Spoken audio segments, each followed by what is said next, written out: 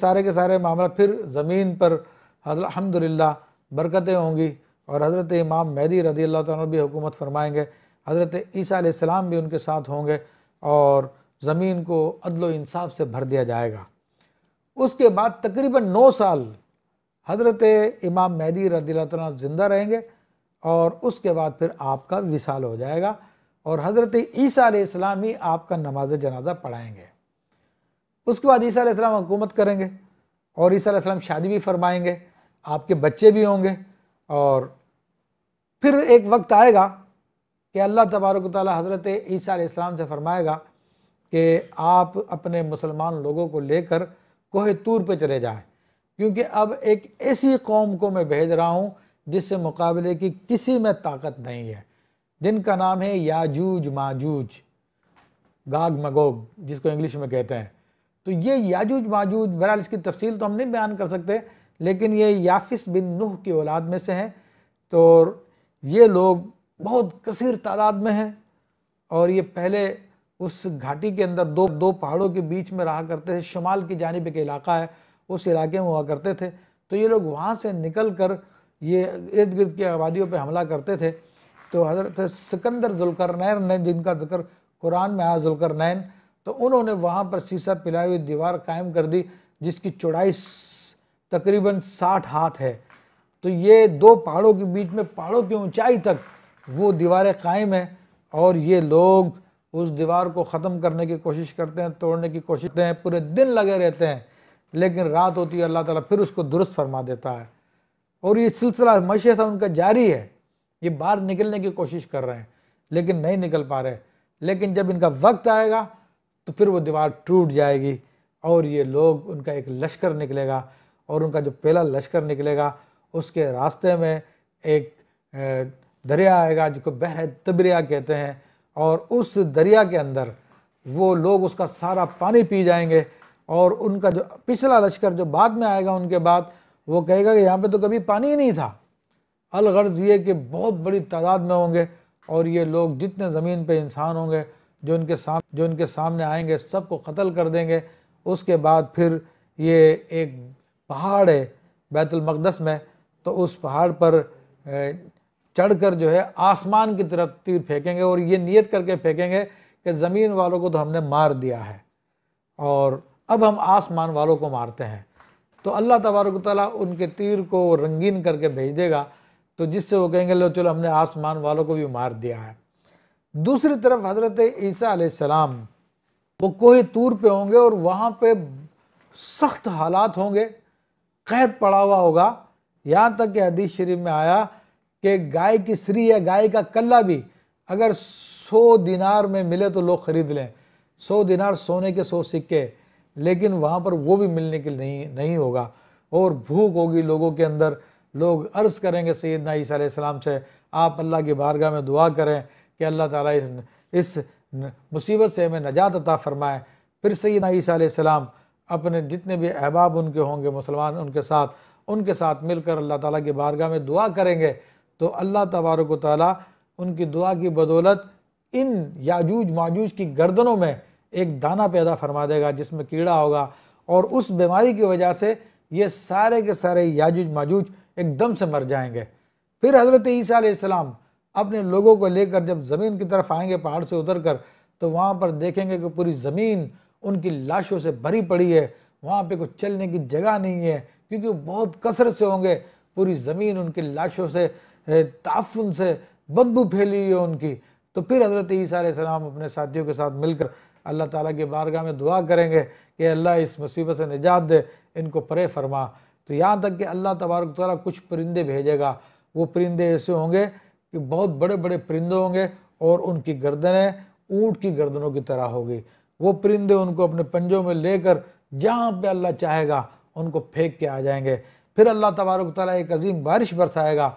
वो बारिश इतनी ज़बरदस्त होगी कि उनकी सारी गंदगी को साफ़ कर देगी, ज़मीन को हमवार कर देगी और ज़मीन इतनी ज़रख़ेज़ हो जाएगी कि फरमाया कि एक अनार पूरे घर वालों के खाने के लिए काफ़ी हो जाएगा, बल्कि पूरे कबीले के लिए काफ़ी हो जाएगा। और इतना बड़ा अनार होगा कि उसकी छिलका जो है वो लोगों के लिए खेमे का काम देगा। एक ऊँटनी का दूध एक जमात के लिए काफ़ी हो जाएगा, और एक गाय का दूध पूरे कबीले के लिए काफ़ी हो जाएगा, और एक बकरी का दूध एक पूरे फैमिली के लिए काफ़ी हो जाएगा। और खूब ज़मीन पर इंसाफ होगा, अमन व अमान होगा, हर तरफ अमन व अमान कायम होगा। और उस वक्त मामला ये होगा कि कोई किसी को नुकसान नहीं पहुंचाएगा। बच्चे सांप के साथ खेलेंगे लेकिन सांप उनको डसेगा नहीं, जंगल के जानवर किसी को नुकसान नहीं पहुंचाएंगे। वो भी अजीब मामला होगा। अल्लाह अकबर। उसके बाद फिर हज़रत ईसा अलैहिस्सलाम तकरीबन 40 साल इस ज़मीन पर रहेंगे, और आपकी मैंने बताया कि औलाद भी होगी, शादी भी होगी, औलाद भी होगी, फिर आपका विसाल होगा। तो फिर आपको नबी करीम सल्लल्लाहु अलैहि वसल्लम के रोज़ा अक़दस में एक जगह उनके लिए रखी हुई है, उसी जगह पे आपको दफन किया जाएगा। उसके बाद फिर आपके खलीफा होंगे यमन के एक शख्स जह नामी, तो वो फिर सारे के सारे आपके काम को चलाएंगे, फिर उनके खुलफा होंगे, कुछ साल ये काम चलता रहेगा। उसके बाद जो है फिर एक दाब्बतुल अर्द, यानी दाबा कहते हैं चौपाए को, अर्ज कहते हैं ज़मीन को, यानी ज़मीन का एक चौपाया निकलेगा। पहले वो निकलेगा फिर गायब हो जाएगा, फिर वो दोबारा निकलेगा कोहे सफ़ा से। और उसकी क्या ख़ास बात होगी कि उसके एक हाथ में हज़रत मूसा अलैहिस्सलाम का असा होगा, और दूसरे हाथ में हज़रत सुलेमान अलैहिस्सलाम की अंगूठी होगी। और उसकी हैयत जो बताई गई है बड़ी अजीब व गरीब हैयत है। उसकी हैयत, उसका चेहरा तो इंसानी होगा लेकिन उसकी गर्दन ऊँट की तरह होगी, उसके सर पर 12 सींगों के वाले सींग होंगे, उसकी दुम बेल की तरह होगी, और उसका पिछला हिस्सा हिरन की तरह होगा, और उसके कान हाथी की तरह होंगे। तो वो ज़मीन पे बड़ी तेज़ी के साथ गर्दिश करेगा, और जहाँ उसको मोमिन मिलेंगे उसके पेशानी पे लकीर खींच देगा असाए मूसवी से, और वो उसकी पेशानी रोशन हो जाएगी। और जो काफिर होगा उसकी पेशानी पे सुलेमान अलैहिस्सलाम की अंगुश्तरी से, अंगूठी से वो उस पर मोहर लगा देगा, उसका चेहरा स्याह हो जाएगा। ये सारे के सारे मामलात होंगे और ये ज़मीन चलती रहेगी। उसके बाद फिर और वाक़यात आते हैं कि फिर सूरज जो है एक दिन वो मशरिक़ से निकलने के बजाय मगरिब से निकलेगा, लेकिन उसकी अलामत ये है, अच्छा भी दाबतुल अर्ज़ का निकलना, ये भी इस बात की दलील है कि अब लोगों पे तौबा के दरवाजे बंद हो जाएंगे। और इसी तरह ये सूरज का निकलना मगरिब से, तो उससे पहले एक रात आएगी जो बड़ी तवील होगी। बच्चे सो के जाग जाएंगे, लोग सो के उठ जाएंगे, थक जाएंगे, भूख लगेगी, प्यास लगेगी, बार बार फीडिंग की जाएगी। तकरीबन 3-4 दिन के बराबर वो रात होगी। जानवर मवेशी रस्सियाँ तुड़वा रहे होंगे कि हमें चरने के लिए छोड़ा जाए। लेकिन फिर सूरज उस दिन मगरिब से निकलेगा, और जितना चाश्त के वक्त तकरीबन 10:30 बजे तक सूरज निकलता है, चाश्त का वक्त ले लीजिए, इतना बुलंद होकर जैसे गहन होता है उसको, वो फिर वापस टूट जाएगा, और फिर वापस से मशरिक़ से निकलेगा। फिर वो मशरिक़ से आम रूटीन के मुताबिक निकलेगा।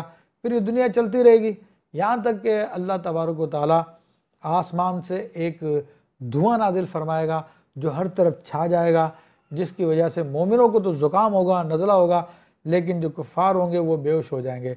2-3 दिन ये कैफियत रहेगी। उसके बाद फिर उसके आगे के मामलात हैं। फिर अल्लाह तबारक व तआला एक हवा चलाएगा, वो हवा ऐसी होगी कि मोमिनों को के बगलों के नीचे से गुजरेगी तो मोमिनों का इंतकाल हो जाएगा, और ज़मीन पे अब सिर्फ काफिर रह जाएंगे।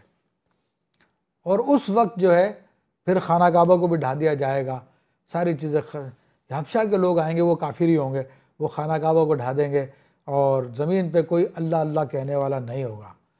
और फिर क़ुर्ब क़यामत से पहले 40 साल पहले तकरीबन इंसानों की पैदाइश बंद हो जाएगी, किसी को कोई फिर औलाद नहीं होगी। और यहाँ तक कि जब सब 40 साल के हो जाएंगे या उससे अपर हो जाएंगे, तो फिर अल्लाह तबारक व तआला हज़रत इसराफ़ील अलैहिस्सलाम को हुक्म फरमाएगा कि आप सूर फूंक दें। हज़रत इसराफ़ील अलैहिस्सलाम जब से पैदा किए गए हैं उस वक्त से वो सूर लेकर बैठे हुए, और उनकी निगाहें अर्श पे लगी हुई हैं कि अल्लाह तबारक व तआला हुक्म फरमाए मैं सूर फूंकूँ।